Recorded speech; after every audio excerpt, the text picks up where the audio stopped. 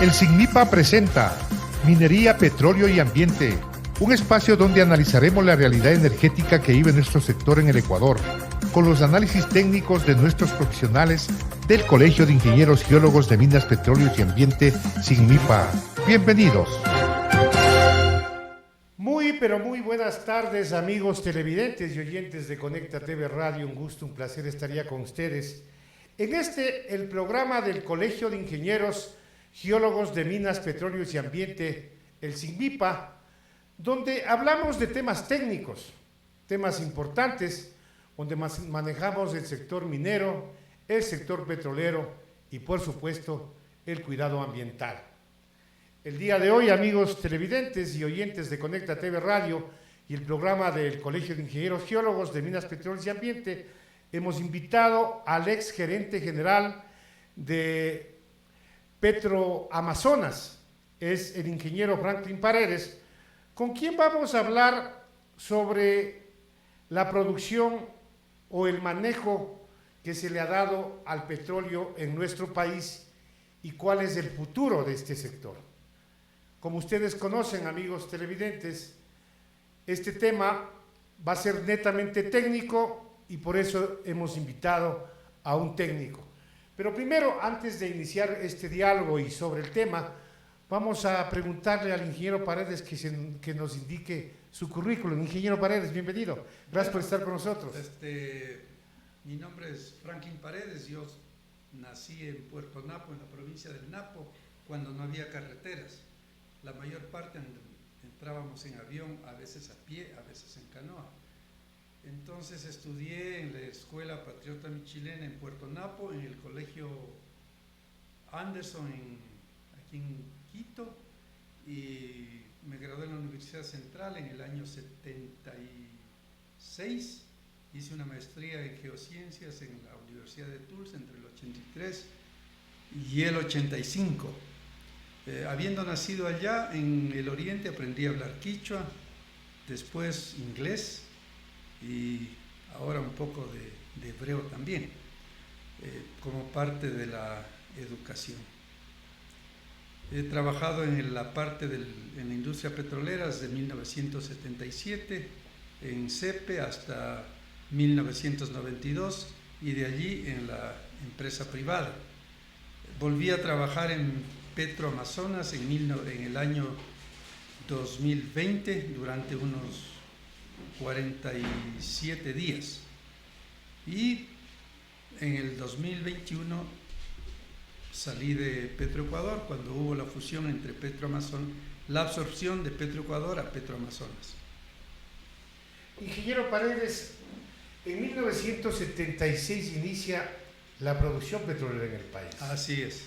Ingeniero, ¿cómo pasó esto? ¿Cómo comenzamos los ecuatorianos a involucrarnos en el principal recurso, o mejor dicho, en el dinero que genera mayor presupuesto al erario nacional? Bueno, primeramente no existía ninguna empresa estatal como existía, por ejemplo, en la Argentina. Entonces se creó CEPE, a la cual le asignó el gobierno de Rodríguez Lara 1 millón de hectáreas. Esto lo hicieron los militares, ¿no? Esto lo hicieron los militares. Entonces se creó CEPE con 1 millón de hectáreas y con una estructura muy parecida a la YPF de la Argentina, porque uno de los que ayudó a crear CEPE fue un boliviano que trabajaba en Argentina. En ese 1 millón de hectáreas, yo me acuerdo que cuando llegué tenía un gran jefe, el ingeniero Molina, y nos dijo: vean, no hay petróleo, tenemos que encontrar petróleo.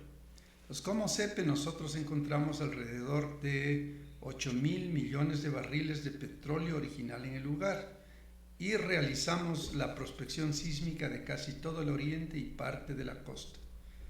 Ese gran impulso se dio entre el 77 hasta el 79 en los gobiernos militares, diría yo. Y a partir, otra etapa sería los gobiernos civiles. De alguna manera se terminó ese impulso en el año de 1993 en la prospección y en la exploración del oriente ecuatoriano. Ingeniero, ¿cuál es el manejo que se dio en esa época a la ex CEPE a lo que es ahora Petroecuador? Bueno, la ECP estaba estructurada en una forma bastante diferente. Había el área, la dirección de exploración la dirección de producción y exploración.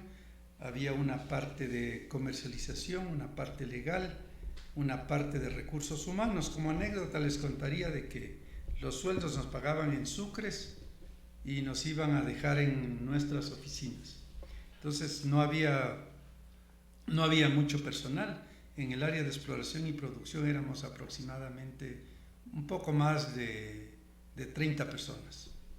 En el tema de infraestructura, ingeniero, ¿cómo comenzó a generarse? Porque la empresa petrolera ecuatoriana tiene toda la infraestructura que otros países desearían. Bueno, en esa época, digamos, en el oriente prácticamente no teníamos infraestructura para producción. Uno de los pocos pozos que me acuerdo se perforaron fueron en el área 18B Fani, con el 18B2, 18B3 y 18B4, y posteriormente algunos pozos en la península de Santa Elena, 3 pozos creo, certeza, 56, 57, 58. Como antecedentes dentro de este gran esquema de búsqueda de petróleo, lo que valdría aclarar es que a nivel mundial el 12% de las reservas de hidrocarburos se encuentran frente a los arcos montañosos, lo que sería la costa Talara, por ejemplo, en el Perú, y aquí la península de Santa Elena. Y el 88% en el tipo de cuencas muy similares a las del oriente. Pero nosotros, como Estado, hicimos la prospección y exploración, tanto en la costa como en el oriente, pero dándole impulso al oriente. ¿Cuál fue el primer pozo, ingeniero, en el que la gente, en que los ecuatorianos miraban por la televisión y los medios de comunicación de ese tiempo, escritos y radio también, en el que presentaban que se descubrió el petróleo para los ecuatorianos? Bueno, los primeros pozos que se perforaron son en el bloque 18B, junto al Fani, el 18B1, B2 y 3. Y después un pozo exploratorio que resultó exitoso fue el Shiripuno 1, que si ahora se ve los mapas prácticamente era una trampa estratigráfica. Después, con la prospección sísmica, digamos, comenzamos a perforar también en el suroriente, después en el nororiente, y llegamos, como les decía, a descubrir más o menos 8.000 millones de barriles in situ. En esa época, ¿cuál fue la mayor cantidad, o mejor dicho, el pozo que mayor producción petrolera le dio a los ecuatorianos? Bueno, eso es no me acuerdo mucho, pero creo que era el Secoya 1. Fue algo de 4.500 barriles. Se hablaba también del Shuara 1 que produjo más, pero el resultado es que se había desasentado un packer y se puso una producción mucho mayor. Con flujo natural. En ese momento las condiciones de los yacimientos tenían presiones iniciales. La presión se llama digamos alrededor de 4.000 libras, con las cuales el petróleo puede ascender sin mucha dificultad a la superficie. Es decir, había condiciones iniciales de producción y la parte del área de Secoya producía más o menos 40.000 barriles diarios. ¿Cuándo supimos que debíamos tecnificar al sector petrolero? ¿Cuándo sabíamos que esto va a ser el principal recurso que tiene el país, ingeniero? Bueno, yo creo que en los tiempos de la Junta Militar, de lo que yo entiendo, toda la producción se iba para inversión, y así siguió, no recuerdo, hasta el año 81 tal vez, hasta Rol 2, en los cuales un porcentaje iba a las Fuerzas Armadas, otro a INESEL, otro iba a lo que era CEPE y otro, no sé si era educación a salud, pero todo iba a inversión. Entonces el petróleo sirvió para la generación eléctrica, vemos un país electrificado, es decir, se sembró también le sirvieron, entiendo yo, a las Fuerzas Armadas para robustecerse, y en ese tiempo el enemigo principal dentro del Ecuador era el Perú, y defender y salir airosos en la última confrontación que hubo en el CENEPA. Esto quiere decir, ingeniero, que ahí sí se manejó bien los recursos de los ecuatorianos. Bueno, en el contexto podría decirse que en el tiempo de Rodríguez Lara se estructuró un Estado de una forma bastante profesional. Es decir, Inesel manejaba todo lo que es electrificación, tenía su presupuesto. CEPE igual. Los mejores proyectos que tiene el país hasta hoy, ¿no?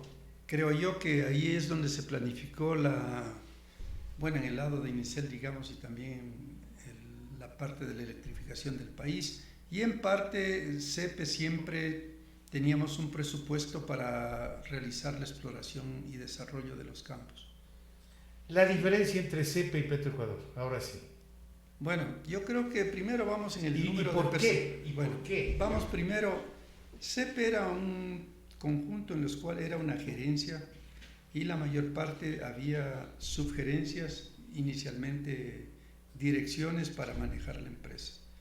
El número de empleados no recuerdo exactamente, y digamos todo era, tratamos de que la empresa se maneje de una forma cohesiva. Después hubo el cambio Petroecuador en el año en el cual participamos, en el 89-90, en el cual se crearon gerencias. Había una gerencia de operaciones que manejaba lo que era exploración, se creó una gerencia de producción, una gerencia de refinación y había una gerencia que se dedicaba de ingeniería civil al apoyo a las operaciones de producción. Es decir, formando una verdadera empresa. Sí, era una empresa que tenía bastante cohesividad, porque para hacer algo había cohesividad. Lo que no existía en ese tiempo, me acuerdo, es un Ministerio del Ambiente. Y se comenzó a manejar en el Ministerio de Agricultura algo que controlaba el ambiente. Y, digamos, al crearse el Ministerio del Ambiente posteriormente y manejarse independientemente el sector hidrocarburífero, prácticamente se creó una especie de divorcio, en cual no se sentía un apoyo del Ministerio del Ambiente hacia las actividades y prácticamente se hacía casi lo mismo, pero ahora con esta separación se ha roto lo que era una cohesividad para llevar adelante la exploración y producción de hidrocarburos. ¿Por qué cree que se hizo eso? Yo creo que a su tiempo era necesario, porque no solamente hay que manejar la parte de minería, sino la parte de hidrocarburos y el manejo de aguas. Entonces, era necesario, pero es indispensable que se cree que así esté separado, haya cohesividad para el manejo de las diferentes áreas de desarrollo del país. Ahora, ingeniero, dicen, el petróleo era o es una maldición para los ecuatorianos, en tanto y en cuanto los gobiernos que llegaron a gobernar este país, ingeniero, como que no se dedicaron solamente a tener el recurso petrolero, pero de las otras áreas casi nada se hacía. ¿Qué pasó? ¿Cuáles áreas, por ejemplo? Yo, por ejemplo, digo, en el tema de la agricultura, de lo que vivíamos antes, en el tema de lo que usted está hablando. Por ejemplo, ¿cuáles son las empresas que se crearon con el gobierno de los militares, con el gobierno militar? Pues, ahí hubo planificación. Acá en este tiempo no hay planificación y más que todo se habla solamente de corrupción. ¿Por qué pasó eso? Bueno, la naturaleza, lo que sucede es que la naturaleza del hombre es hacer el mal, no es hacer el bien. Y justamente hay una ley que dice que las cosas tienden a deteriorarse con lo que pasa con el paso del tiempo. Pero nosotros tenemos manuales de comportamiento para que eso no suceda. Por ejemplo, entre los que somos cristianos tenemos un manual de instrucciones que es la Biblia. Cuando seguimos ese manual de instrucciones simplemente tratamos de no pecar. Si no tenemos un manual de instrucciones, como en toda empresa, la sociedad tiende a corromperse, tiende a dañarse. Lo mismo con nosotros, por ejemplo, la carne que tenemos no es la misma hoy que cuando teníamos 18 años, pero nuestro espíritu es el mismo. Así es. Entonces yo creo que en toda área y en toda empresa debemos tener y cumplir con funciones que nos permitan mantener la integridad moral, la ética Lo que dice... Como que eso se ha perdido, ¿no? Eso se ha perdido. ¿Por qué? Porque dice que la raíz de todos los males es el amor al dinero. Y todo el mundo quiere hacerse rico en un 2x3. Y ahí se ven las noticias de los sucesos que es notorio para todos, ¿no? Ingeniero, ¿desde cuándo, por qué, o mejor dicho, por qué cree usted que se dejó de reinvertir en el sector petrolero? Porque ahora el recurso que sale no se reinvierte. Hay que pedirle o suplicarle al gobierno de turno que regrese ese dinero al sector petrolero. Bueno, ¿por qué pasó esto? Bueno, cuando estuvimos en Petroecuador, con la ley de Petroecuador, el 10% de los resultados operativos servían para reinvertir en el área. Y yo me acuerdo que yo puse ese artículo en la ley, en una reunión que hubo. Y pusimos también que Petroecuador podría, sola o asociada, invertir fuera del país, y una tercera que no me acuerdo. Lo fundamental en la parte energética es que nosotros como país seamos energéticamente independientes. Para eso tenemos que cumplir una misión, que es mantener el valor de la empresa o subir, que en este caso son las reservas. Y la estrategia es cómo hacerlo, a corto, mediano y largo plazo. Por ejemplo, a corto plazo, en áreas ya conocidas o con métodos incluso con recálculo bien hecho de las reservas. Y en las estructuras petroleras cercanas donde tenemos infraestructura, carreteras, oleoductos, etc. A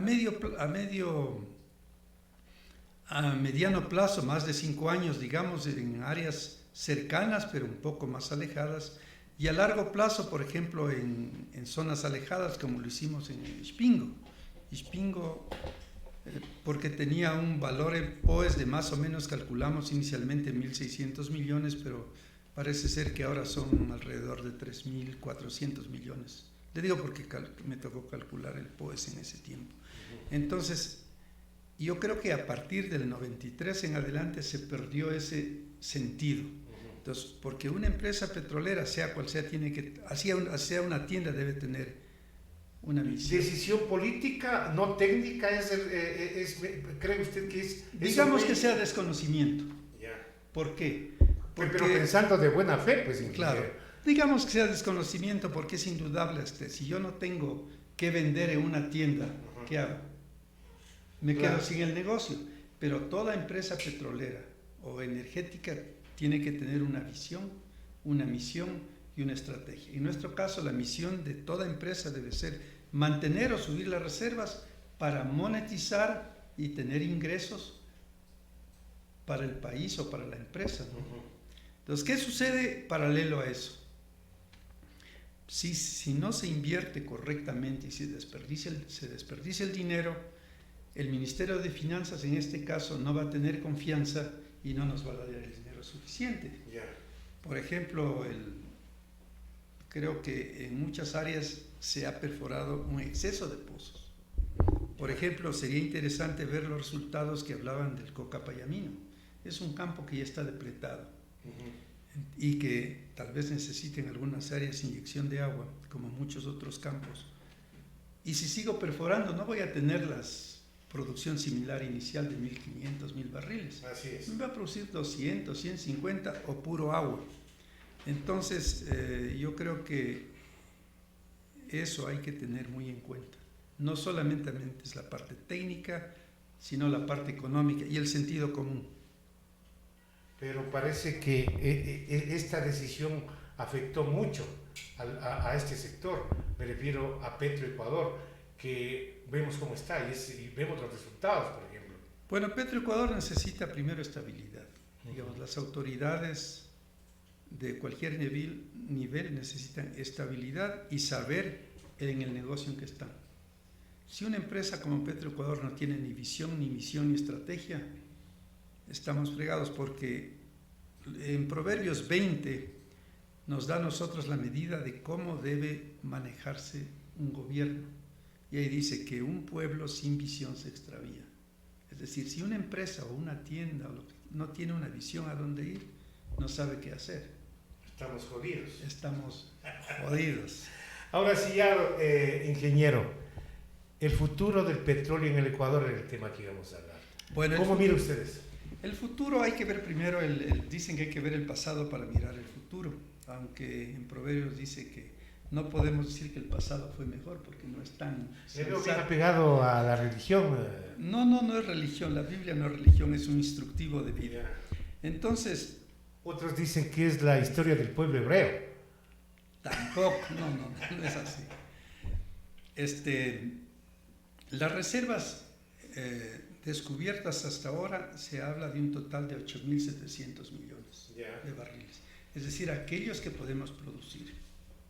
Bueno, 8.667, pero digamos 8.700. ¿Ok? Y lo que se ha producido hasta diciembre del 2020 es más o menos 6.616 millones de barriles. 6.616 millones de barriles. Nos restan como 2.000 millones. Más o menos 2.000 millones. Si le añade el 2020 y 2021, quítele 200, 1.800. Pero para ser más fácil, digamos 2.000. El petróleo original en el sitio del cual se producen esos tiene un volumen cercano a los 36.000 millones de barriles. Es decir, que lo que hemos recuperado es un 22-23%. Se habla de que existe reservas adicionales de 4.000 millones. Ese número yo no, digamos, 4.000 millones, no comparto porque, por ejemplo, hay un sobrecálculo.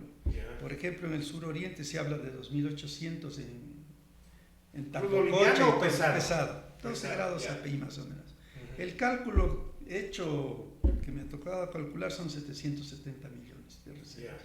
Que eso recupere usted el 15%, digamos 100 millones. O sea, no es un volumen muy atractivo y de crudo pesado, excepto el Balsaura que tiene unos 6 millones de barriles de reserva. Pero es una zona que no se ha explorado. Todo lo que está entre el río Pastaza y el Huepí no está explorado.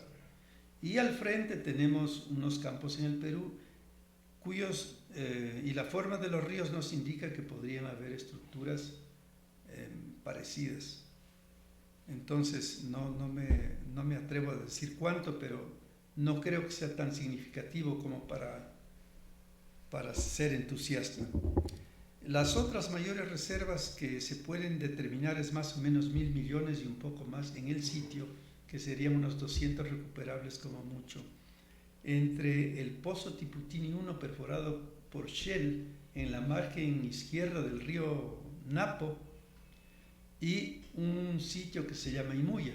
Eso ya es un parque nacional, es decir, es difícil tener acceso. Claro. Como nota, se crearon parques nacionales después que se descubrió ese petróleo en el Tiputini y en muchas otras áreas. Otras partes casi no exploradas y muy poco exploradas es el famoso Piedemonte. En el Piedemonte tendríamos tal vez 1.000 millones in place, que serían unos 200 recuperables. Sería más o menos 2.000 millones en áreas de interés de largo plazo, que por estar en áreas, digamos, protegidas, usted no puede actuar. Claro. Es decir, ¿a cuál damos prioridad? ¿Al área protegida o al petróleo? Bueno, y existirían, digamos, en menor cantidad en otras áreas que nos servirían para subir la producción. Por ejemplo, al este del BHR, del Víctor Hugo Ruales, en honor a un ingeniero que se llama Víctor Hugo Ruales tendría algo de reservas. Y en otras pequeñas áreas, cerca del Tihuacuno, por ejemplo, que están en áreas protegidas, que podrían entrar a la producción casi inmediatamente porque no tienen riesgo. El hablar de riesgos en exploración es para las personas que muy poco conocen cómo hacerlo. Es decir, el riesgo es bastante bajo del CEPE, de los pozos exploratorios que perforamos, nos equivocamos en muy pocos. Por ejemplo, el Alama, que era un problema de procesamiento sísmico, el Siona igual, pero en la mayoría tuvimos éxito. Otro que no nos salió bueno fue el Záparo, por ejemplo. Es decir, hablando del futuro, ¿no? Si tenemos remanentes, digamos 2.000 millones, y producimos alrededor de 180 millones anuales, no tendrían más de 10 millones. Eso sería en una regla estricta, pero como la producción va declinando, podría tener una ventana más amplia. El problema es cuándo deja de ser exportador de petróleo y cuándo comenzaría a importar petróleo. Ese es el punto crítico. Hay documentación que se habla de que, por ejemplo, entre el año 2020 al 2025 llegaríamos al pico y después íbamos a declinar. Hay gente que dice que eso es falso. Para usted, ¿cómo ve esto, por ejemplo? Eso es falso. Y uno tiene que llamarle las cosas como son. ¿Por qué? Primeramente, es necesario, por ejemplo, las reservas en producción más o menos son... El POES en producción eran los 35.000 millones. No hay reservas adicionales. Los únicos POES adicionales que podrían entrar a la producción son 6 plataformas en el Ispingo 1, que son más o menos 150 pozos. Si todos se pusieran casi al mismo tiempo, usando unos 4 equipos, podrían producirse unos 120.000 barriles adicionales. Eso es lo único que se tendría ahora. Entonces, digamos que ahora estamos produciendo 480, digamos, 490. Entonces sería 100 más, podríamos subir siquiera unos 600 y algo más. Si todas las cosas van bien. Pero en este momento la producción de petróleo tiene una cantidad de agua que es el 80%. Apenas el 20% es petróleo, es decir, lo que deberíamos tener son empresas eléctricas dedicadas a producir agua con un 20% de petróleo. Es manejar cada empresa como que fuera una empresa eléctrica. Porque más o menos con 1 megavatio debemos mover 10.000 barriles de fluido. Es decir, para producir 600.000 al 90% tendríamos que... 600.000 barriles tendríamos que más o menos tener unos más de 400 megavatios. Es decir, la clave es la generación eléctrica. Eso es lo más a bajo costo. Ya. Y a bajo costo generalmente se puede producir con crudo o con residuo reconstituido. Pero los mismos pozos no pueden servir para eso, ingeniero. Claro. Por ejemplo, en el Ispingo la calidad del crudo no es suficiente. Ya. E inicialmente en el año 90, cuando hicimos el plan de desarrollo del Ispingo, estábamos incluyendo una línea para producir crudo y una línea para enviar crudo liviano, de tal manera que el costo de transporte sea bajo. Entonces, pero ¿qué sucede? Como no ha existido una planificación adecuada o conveniente, digamos, por ejemplo, se entregó Yuturi a la OXI, se desarrolló Pañococha también, pero nos olvidamos de hacerlo en conjunto con el Ispingo y el bloque 31. Ahora, he oído hablar también de un famoso megabloque, que es el bloque 16 con el bloque 31. Yo creo que el bloque 31, la parte sur, por ejemplo, Obe, debe dejarse a los guaraníes. Ahí existen guaraníes y hay que tener mucho cuidado porque también son conciudadanos. Claro. Y hablan de los no contactados, todos son contactados. Es una falacia, digamos, más claro, llamarles no contactados, porque hay más de los Taromenana, hay otros grupos, ¿no?, que hay que respetarlos, porque entonces eso sería también respetar el medio ambiente y a los seres humanos que viven ahí. Es decir, en el bloque 31 podría desarrollarse un criterio que tengo yo, es el Nachiño, que tiene un POES de 102 millones de barriles, perdón. Y otro Minta, que no produce mucho, no produciría mucho, pero podría desarrollarse. Como referencia, hay el Apaicanenque, que tiene un poco más de 200 millones in place, que está dando menos de 4.000 barriles. Entonces, esos sueños de producir 250.000 son sueños, así como producir 1 millón de barriles. Un lindo sueño. No es posible, sí es. Ajá. Pero esa es politiquería barata. Pero ahora también, ingenieros, en ese mismo documento que le cuento yo, que decía que desde al 2025 se va a declinar la producción petrolera, se habla que en el 2035 tendríamos nosotros que importar el petróleo o importar derivados de petróleo. No creo. No creo, Ya. porque si entra Ispingo, en el cual yo creo que deben existir los permisos para que entre, y entran otros campos pequeños, no creo que tendríamos... ¿Hasta que cuándo cortar cree el- usted que tengamos petróleo? Me tocaría calcular, y si le digo ahora, Estaría mintiendo, dice usted. estaría apartándome un Ajá. poco de la verdad. Ahora, el manejo que se le está dando ahora al petróleo, ¿cómo es?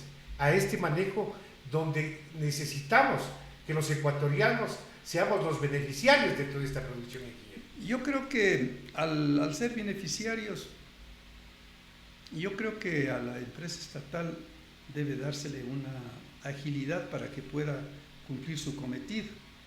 Y también que la empresa privada debe participar, porque una característica de la empresa privada es que si es un buen negocio, pone dinero en ese momento, con contratos que sean bastante claros y justos, ¿no? Pero la Y empresa... digo, es empresa privada calificada. Ajá. Pero se dice que a la empresa pública mejor se le está apretando el cuello. Se habla incluso de privatizaciones, ingeniero. Se habló de privatizaciones del campo Sacha, por ejemplo, se está hablando en este gobierno. ¿Cómo mira usted ese tipo de cosas en torno al futuro de la producción petrolera? Bueno, el problema del Ecuador es la ¿Cuáles deuda. serían los perjuicios Ya. en este tema? A ver. Yo creo que en eso, por ejemplo, hay que tener en cuenta, Sacha está produciendo ahora cerca de 70.000 barriles. Así es. Si es que se hace inyección de agua y algo adicional para recuperar más crudo, podría llegar a unos 10.000 más, sea la empresa privada o estatal. Ahora existe otra metodología que no está estipulada, un contrato que usted contrata la operación, como Ya. tenía, digamos, YPF en el bloque 16, y usted paga la operación, toda la operación. No con las trampas que ahora que se están manejando, que se han venido manejando, Bueno. ingeniero. Digamos, usted paga dólares, usted mismo invierte y paga dólares por la producción, por el lifting cost, Ya. y lo hace la empresa privada. Pero tiene el Estado el control tecnológico, es Ya. decir, todas las tareas que tiene que hacer, inyección de agua, por ejemplo, entonces lo puede hacer, porque el problema no es tanto qué pasa si Sacha a usted le da una empresa privada y le dice, bueno, lo que pasó con Auca, deme 1.000 millones a cambio. Ya. Debe existir un saldo exportable. Si no tiene saldo exportable y esa producción le compromete con la empresa privada, le quita liquidez al Estado. Entonces, si no sube Ispingo Claro. para pagar las deudas y tener suficiente cantidad de crudo para las ventas spot, se queda paralizado. Entonces también hay que poner eso en juego. Yo no creo que se pueda aumentar más de 10, 15.000 barriles con inyección de agua. La preocupación que tiene la gente es que dice, ¿por qué un costo de producción de petróleo a Petroecuador o a Petroamazonas le cuesta una cantidad y a las empresas privadas le cuesta otra Bueno, cantidad? Y ese es el gran problema y eso es lo que debemos nosotros este momentito tratar de explicar a la gente. Porque Bueno, eso es yo esto, lo que le ingeniero. puedo explicar es lo en algo conozco el campo Auca, porque por ejemplo el costo de producción total del campo Auca es más, no tengo las décimas, pero por ejemplo el costo de producción es $19 con algunos centavos, no sé si 75 o 25. El campo Auca. Y el lifting cost, que, Ya. que son 7 campos, el lifting cost es más o menos $8 con algo más. El total son 27.50 alrededor de eso. Sobre eso se paga el impuesto a la renta, Ya. que más o menos son $3.50, son 31. Y un barril de esos en Esmeraldas le cuesta $4.66 más. Ya. Es decir, más o menos un barril de Auca le cuesta $36. $35, digamos, Ya. embalado. Pero dentro de ese costo de producción, que están incluidos casi $7, de los cuales 3.50 y algo son de amortización de la deuda y 3.25 y algo, por ahí tengo los cuadros, corresponden al pago de intereses. Ya. Si usted le resta los 19 menos 7, 19 y algo menos 7, sale que el costo de producción 26. es $12. No, $12. Sí, sí, sí. Ya. A eso tiene que sumarle que Petroecuador tiene que darle la electricidad. Y por compromiso, la empresa que está operando como Schlumberger no puede contratar la generación propia, sino que Petroecuador tiene que dar. Ya, tiene que venderle Petroecuador. A los 28 y más el IVA y súbale el costo de generación eléctrica, es mucho más alto. Entonces, claro, para mí, los $12 y más que paga de lifting cost en AUCA es demasiado elevado. Creo yo, así, eso es una opinión que no tengo los números. Por ejemplo, en esas mismas circunstancias, en el bloque 16 costaba más o menos $5. Y yo creo que AUCA, el lifting cost no debe ser más de 6. ¿Por qué estamos pagando 12? ¿Dónde están los $6? Pues es algo que debe llamar la atención a las empresas y decir, bueno, y conversar, porque a lo mejor tienen buenas explicaciones. A eso se suma lo siguiente. Los costos de perforación que se cobran a veces son demasiado altos. Los costos de workover también son demasiado altos.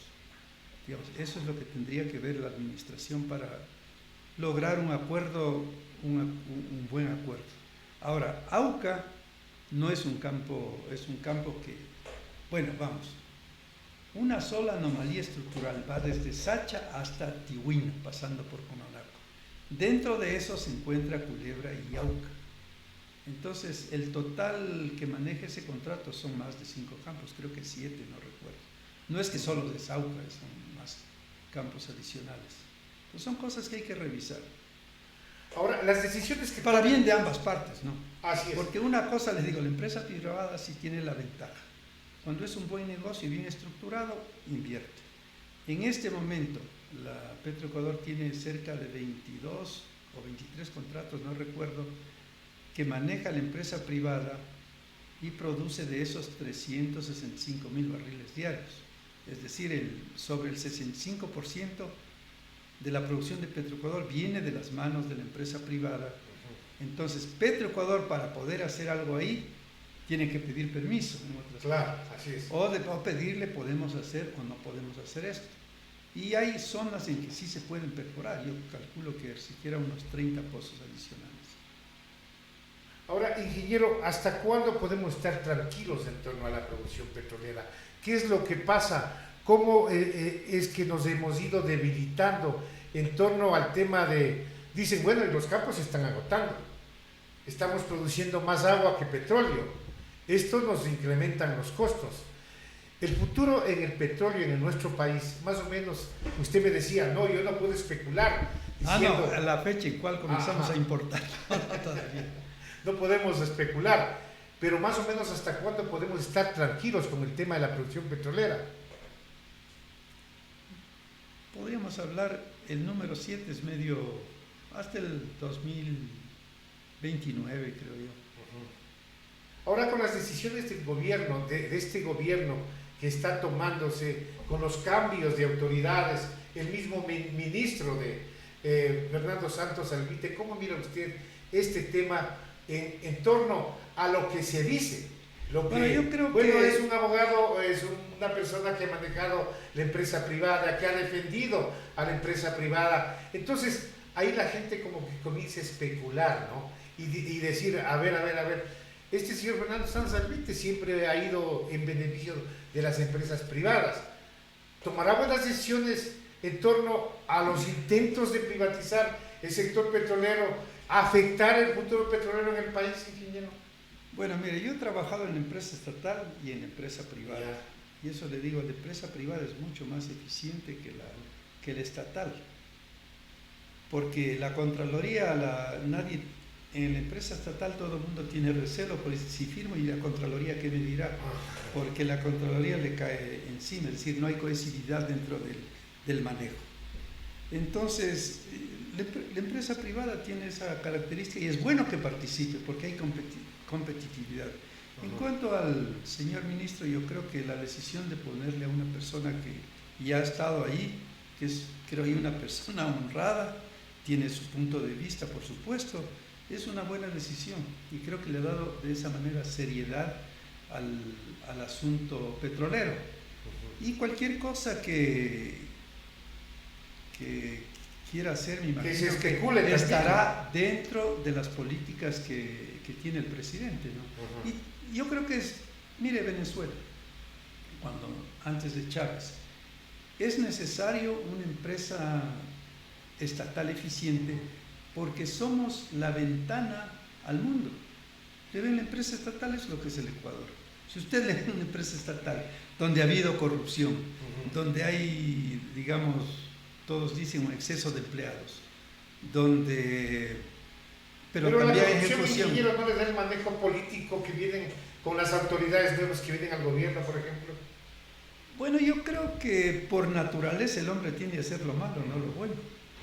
Y lo que hay que tratar es lo que se tiene, enderezarlo.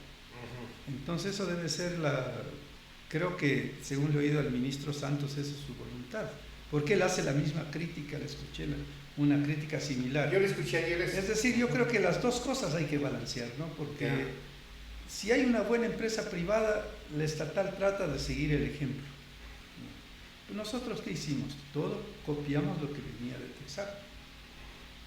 Entonces, lo que tiene que hacer una empresa privada es tener lo que le digo, la visión y la estrategia y unos buenos manuales de funciones. Ya. Porque cada funcionario debe saber de qué es responsable. Porque la Contraloría no puede venir y decir, vea, ¿por qué hizo esto así? Claro. O sea, yo creo que las dos deben complementarse. Debe ser algo bien calculado. O sea, la duda queda en la parte ética. Ese es el tema que hay que observar, porque ahora la gente no cree nada, pues, ingeniero. Ahora todo el mundo dice, bueno, ahora todo es robo. Vean lo que pasó en la época del señor presidente Correa. La repotenciación de las refinerías. La refinería de Esmeraldas comenzó, me parece que en 600 millones y terminó costando más de 3.000 millones de dólares. Y mira lo que está igual o peor. Entonces, ese tipo de cosas es las que dejan duda en la gente. Pero, ingeniero, hablando del futuro petrolero, ¿qué más tenemos? ¿Dónde tenemos que ir para explorar y tener más fuentes de petróleo y decir, bueno, aquí tenemos nuestras reservas, lo que hablábamos al principio? Explorar es casi como pescar. Ya. Si usted es un buen pescador, tiene que saber... Pero no tenemos ya la experiencia para eso, ingeniero. Creo que... Y tenemos buenos técnicos, y es lo bueno. Creo que no. Y también podría decir que sí. Es decir... Me deja preocupado. Yo creo que un error nuestro cuando salimos de la empresa es no dejar entrenando a personas que continúen en la misma labor. La mayor parte salimos a la empresa privada y nos olvidamos del Estado. Yo creo que para explorar más, tanto la privada como la estatal deben hacer un buen equipo. Y con eso, por eso le digo que sí, que no. Hacer un buen equipo para buscar áreas donde perforar. El gran problema es resolver las áreas protegidas, por ejemplo el Piedemonte. El Piedemonte, les decía, hay una zona que no se ha explorado realmente, todos hablan del Piedemonte, pero no está explorado. Hay solo una línea sísmica y es un parque nacional. Entonces existen estructuras en la parte superior y en la parte inferior, muy similar a lo que es un yacimiento en Colombia. Y esa parte que va desde, digamos, desde la Shell hasta el Huepí, nos falta hacer gravimetría y falta hacer sísmica. La otra parte que le decía que pueden existir 1.000 millones o más, extraen el Tiputín y Shell hasta el río, en la frontera con el Perú. Tampoco está perforada, digamos. Porque para explorar significa perforar, el resto es prospección. Pero sí dedicarnos exclusivamente más al oriente que la costa. La costa no creo que es un gran lugar para explorar. Para gas un poquito, pero no con el potencial que tiene el Perú. Es decir, tenemos esperanza en que pueden haber reservas en las que nuestro futuro no sea tan corto, ¿no? Exacto. Hoy debemos comenzar. Por ejemplo, la empresa estatal en este momento debería reprocesar toda la información sísmica de buena calidad para ver los prospectos que podrían existir. Eso es lo primero que hay que hacer. Y eso le llevaría 1 año y medio más o menos para más o menos hacer un inventario de todo lo que tiene. E incluso cada campo tiene que ser estudiado debidamente, hacer una especie de plan de negocios desde el más pequeño hasta el más grande. A ver, ¿qué es lo que voy a hacer? Desde el subsuelo hasta la superficie y hasta el transporte. Y eso comienza con conocer bien el subsuelo, es decir, tiene que actuar un geofísico, un geólogo, un petrofísico en equipo, no cada uno por su lado, que es lo fundamental para que haya cohesividad. Ahora, lo que preocupa también, ingeniero, es el tema de la renta petrolera, lo que queda para el país, porque la mayor parte de gente dice se va fuera del país, las empresas privadas como que aprovechan a lo máximo, y la renta petrolera que debe quedar para los ecuatorianos es lo menor. O sea, yo digo, no se está cumpliendo lo que dice la Constitución en tanto y en cuanto ella dice que de la mitad para arriba es lo que debe quedar para el país, no de la mitad para abajo. Bueno, hay que tomar en cuenta que de todas las empresas pagan impuesto a la renta. Ya. Entonces, hay unos contratos por tarifa y hay unos contratos de participación que son completamente diferentes. Digamos, los contratos con tarifa se negociaron cuando el precio del crudo estaba bastante alto. Mi criterio es de que en este momento deberían dejarse de que se terminen los contratos y, bueno, buscar contratos que sean más ágiles y más... Yo creo que algunos son equitativos, otros probablemente no. No quisiera nombrar por... Los cambios de la modalidad de contrato no han sido los que nos han dejado un poco inquietos en torno... Probablemente sí, pero mire, cuando se hace un cambio en matemáticas hay un principio que se llama una función de transferencia. Ya. Es decir, que yo me cambio de un contrato a otro, pero en el término económico tiene que ser el mismo. Entonces, esa función de transferencia tienen que construirlo las personas que conocen, porque un contrato es bien simple. Usted suma lo que recibe y resta lo que entrega, digamos. Entonces, de eso se hace un flujo de caja y ve cuánto usted quiere o puede ganar. Si ya tiene campos conocidos, si ya tiene buenas proyecciones de producción, no es difícil poner en una fórmula un contrato. Porque un contrato no es más que las matemáticas puestas en letras, con regulaciones propias de cada país y propias de cada ley. Usted lo hace fácil, ingeniero, pero el señor Fernando Villavicencio a cada rato nos suelta denuncias en torno a que el país ha perdido miles de millones de dólares por este tema de los contratos mismos. Bueno, yo no conozco mucho el asunto, más se debe a la compra y venta de crudo. Ya, ajá. Entonces él habla de unos más de 1.000 millones, pero hablemos de 912 millones que uno conoce, en el cual, digamos, habla él de una diferencia de $4, creo que alguien calculó 3.60 y algo. Entonces que hay un perjuicio de más o menos más de 3.000 millones de dólares para el país. Bueno, ya los culpables están siendo juzgados en Estados Unidos. El problema es dónde está el dinero. Claro, ¿Quién va a devolver el dinero? El problema es que no han recuperado ni un solo centavo, pues, ingeniero. Ese es el gran problema. No hay que contentarse que están presos, porque así como usted dice, por ejemplo, en el tema del señor vicepresidente Glass, fíjese, ya mismo sale y no se ha recuperado ni un solo centavo, y se dice que en los contratos solamente me parece que era el internet de submarino, ahí se hicieron grandes negocios y todavía no se ha recuperado absolutamente nada, y el tío ya murió. Entonces tenemos que contentarnos siempre con lo que ya está preso y ha de salir, y la plata nunca regresa. ¿Y cuál es el papel de la Contraloría? Este gobierno dijo que iba a tratar de recuperar esos recursos, pero solo quedan palabras, ingeniero. Yo creo que deben existir medios y formas legales en las cuales se pueda hacer eso. Eso es... Incluso se les... Porque todo está quedándose en los Estados Unidos. Bueno, en Estados Unidos tienen una forma de recuperar un poco diferente, porque hay firmas de abogados que pueden hacerlo y reciben un porcentaje a cambio de eso, ¿no? Creo que el amor al dinero es lo que destruye a las naciones. Y un ejemplo es el país. Porque sí hay gente muy buena, ¿no? Y por eso es bueno seguir un instructivo.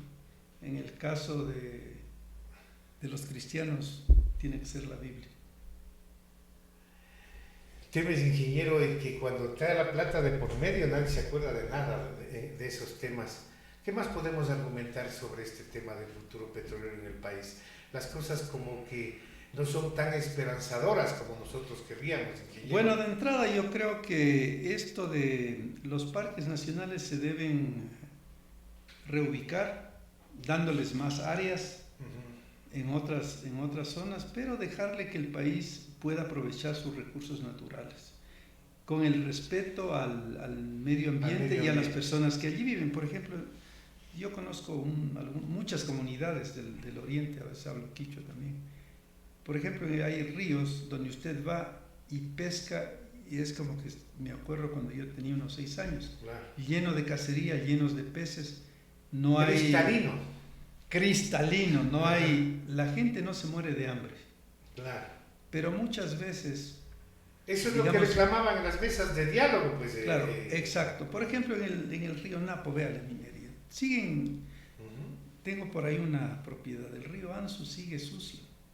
El río Piuculín sigue sucio. Hay empresas, como una empresa minera ahí china, que entierra el diésel. Yo le digo que un sobrino mío trabajaba ahí. Entonces no puedes. Y siguen con los permisos. Esas cosas deben terminar, regularse y hacerse bien, ¿no? Porque bueno, a veces uno dice no tengo los datos, sino solo la información. Y eso debe regularse, porque una cosa es la persona que vive ahí y es afectada, por ejemplo el guaraní. Usted le hace bulla con un generador, le molesta. Claro. Y también otra parte importante es de que los trabajadores de ahí deben ser de la zona para que el dinero se quede de ahí. Fíjese, Thatcher, creo que estuvo 3 periodos. Fíjese, eso tampoco se cumple, ingeniero. Vea, hemos sacado tanta riqueza del oriente, pero tenemos esas carreteras que da miedo. Usted es que dijo en principio, en mi tiempo, dijo usted, cuando iba a pie, ¿no es cierto? No había carretera, no había nada.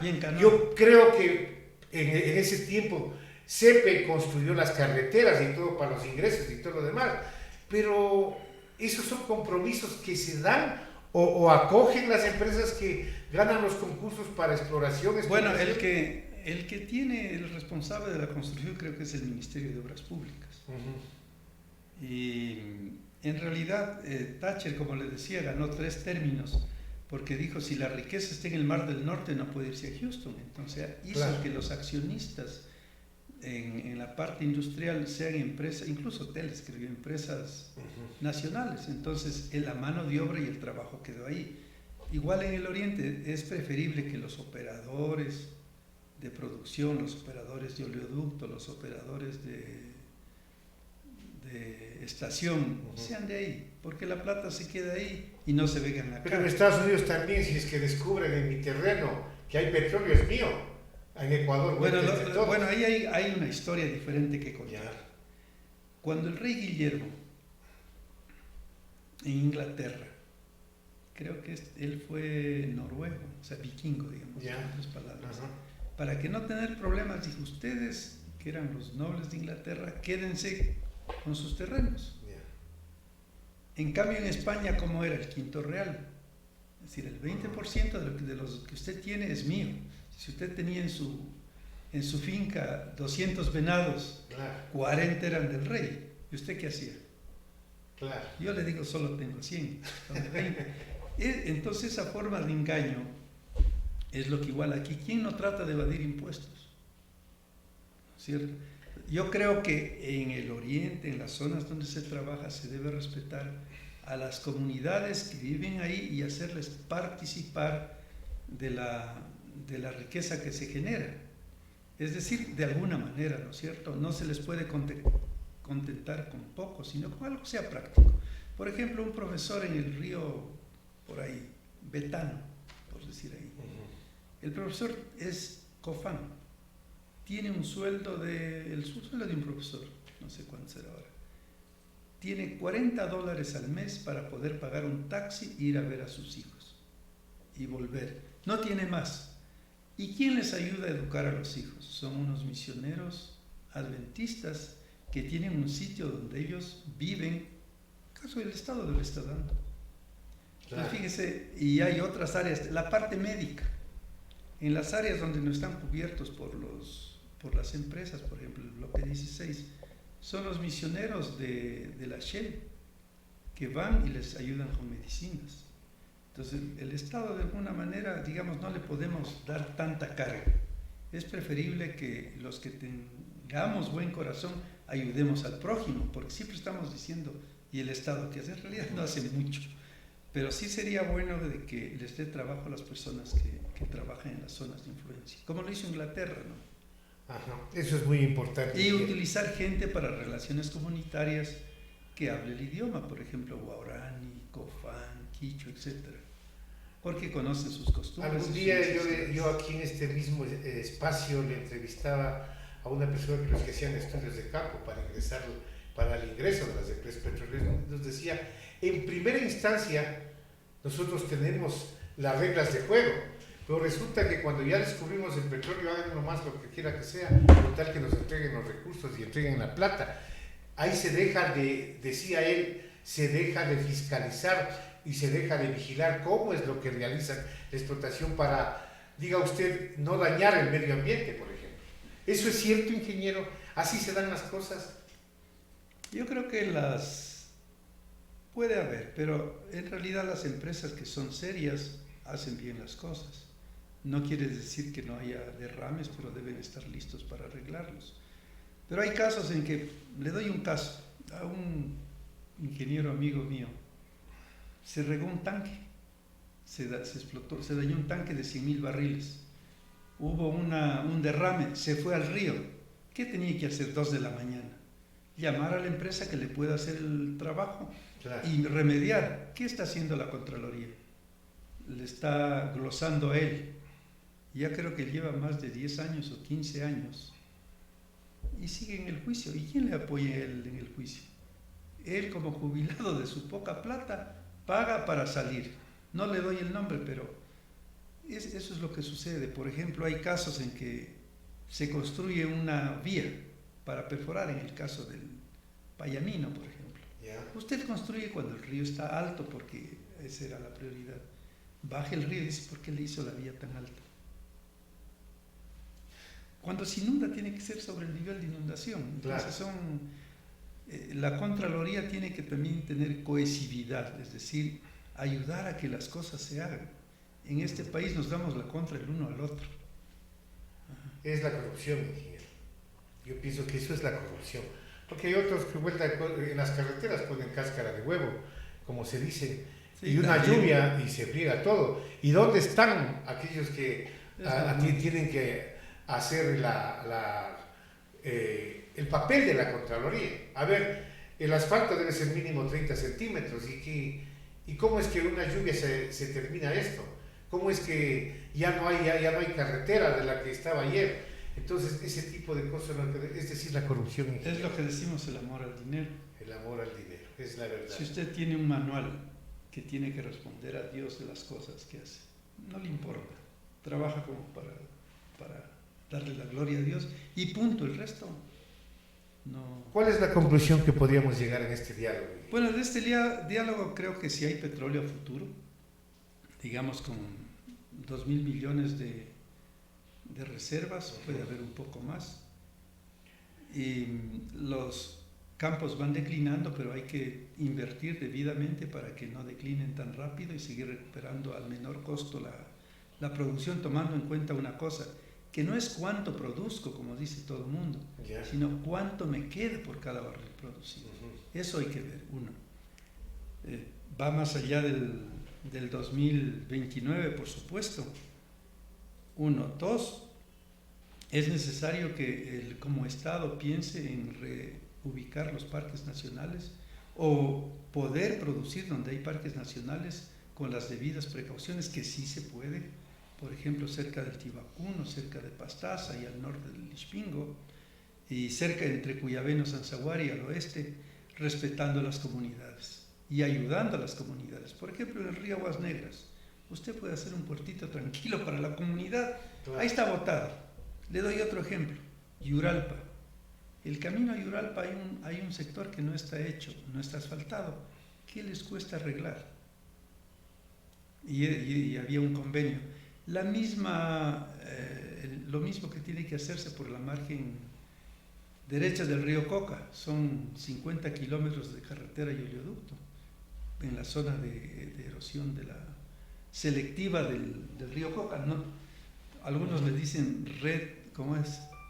Le dan regresiva, el nombre correcto, siempre regresiva, es erosión selectiva. Bueno, entonces son esas cosas que deben componerse, invertirse debidamente. Otro que le voy a poner en cuenta, ¿por qué no hacemos una pista como estaba previsto en el Tiputinio, en Rocafuerte, para que el transporte de personal sea más fácil?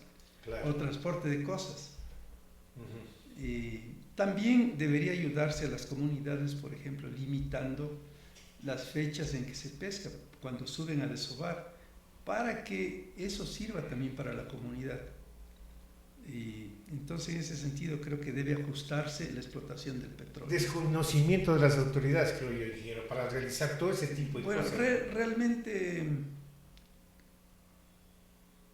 No sé, bueno, digamos que sea desconocimiento, pero también aprovechen a las personas que conocen, por ejemplo, ¿qué le iba a decir? En todas las áreas, ¿no? Eso de la pista en Tiputini creo que es indispensable. Cuesta $9 millones asfaltada y 12 pavimentada, y más fácil es hacerlo en forma pavimentada. Ahí están los estudios. Ingeniero, quiero darle el agradecimiento del caso. Ha sido el ingeniero Franklin Paredes, ex gerente general de Petroamazonas, quien ha dialogado con este medio de comunicación en el espacio del Colegio de Ingenieros Geólogos de Minas, Petróleos y Ambiente. Ingeniero, si algo quiere agregar, con mucho gusto. Bueno, ¿qué podría agregar? De que es indispensable en toda actividad el convivir con la naturaleza, porque es fundamental para vivir bien. Otras normas creo que es respetar la ética, la moral y no amar al dinero, porque no nos llevamos nada. Eso principalmente, ingeniero. Sí. Y como yo sé decir siempre en este tipo de programas, una buena decisión política debe estar precedida de una buena decisión técnica. Si no, del contrario, las cosas no caminan. Del contrario, las cosas no caminan, ingeniero. Le quiero agradecer mucho por haber estado con nosotros. Muchas gracias, a la orden. A ustedes, amigos televidentes y oyentes de Conecta TV Radio y el programa del Colegio de Ingenieros Geólogos de Minas, Petróleos y Ambiente, le agradecemos muy, pero muy buenas tardes. El SIGMIPA presentó Minería, Petróleo y Ambiente, un espacio donde analizamos la realidad energética que vive nuestro sector en el Ecuador, con los análisis técnicos de nuestros profesionales del Colegio de Ingenieros Geólogos de Minas, Petróleos y Ambiente, SIGMIPA. Hasta la próxima.